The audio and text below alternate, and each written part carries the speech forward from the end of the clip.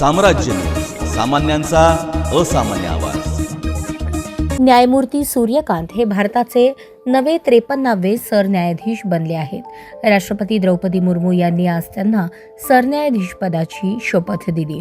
उपराष्ट्रपती CP राधाकृष्णन, पंतप्रधान नरेंद्र मोदी, संरक्षण मंत्री राजनाथ सिंह, गृहमंत्री अमित शहा, लोकसभा अध्यक्ष ओम बिर्ला, भाजप अध्यक्ष JP नड्डा, माजी राष्ट्रपती रामनाथ कोविंद आणि माजी उपराष्ट्रपती जगदीप धनखड यांच्या उपस्थितीत त्यांनी सरन्यायाधीश पदाची शपथ घेतली.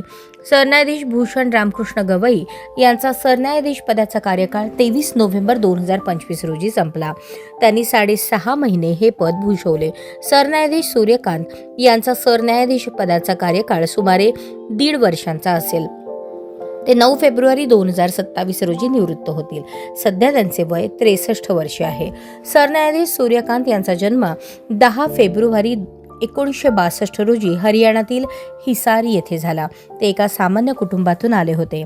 सरन्यायाधीश सूर्यकांत यांनी 1981 मध्ये हिसारमधील सरकारी पदव्युत्तर महाविद्यालयामधून पदवी प्राप्त केली आणि 1984 मध्ये कायद्याची पदवी प्राप्त केली.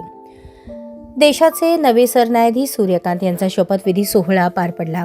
या सोहळ्याला माजी सरन्यायाधीश भूषण गवई देखील उपस्थित होते. गवई यांनी निवृत्त होताच लगेचच सर्व सरकारी सुविधा सोडल्या आहेत. सूर्यकांत यांनी शपथ घेताच गवई यांनी त्यांची अधिकृत शासकीय कार तिथेच सोडली आणि स्वतःच्या गाडीने परतले. दरम्यान काही दिवसांपूर्वी गवई यांनी हे देखील स्पष्ट केले होते की ते निवृत्तीनंतर कुठलेही शासकीय पद स्वीकारणार नाहीत. नवे सरन्यायाधीश सूर्यकांत यांचा शपथविधी ऐतिहासिक ठरला. या शपथविधी सोहळ्याला 7 देशांचे मुख्य न्यायमूर्ती उपस्थित होते. भूतानचे मुख्य न्यायमूर्ती ल्योन्पो नोर्बू शेरिंग, केनियाच्या मुख्य न्यायमूर्ती मार्था कुमे, मलेशियाच्या संघीय न्यायालयाचे मुख्य न्यायमूर्ती नलिनी पथमथान, मॉरिशसच्या मुख्य न्यायमूर्ती बीबी रेहाना मुंगली गुलबुल, नेपाळचे मुख्य न्यायमूर्ती प्रकाश मानसिंग राऊत यावेळी उपस्थित होते.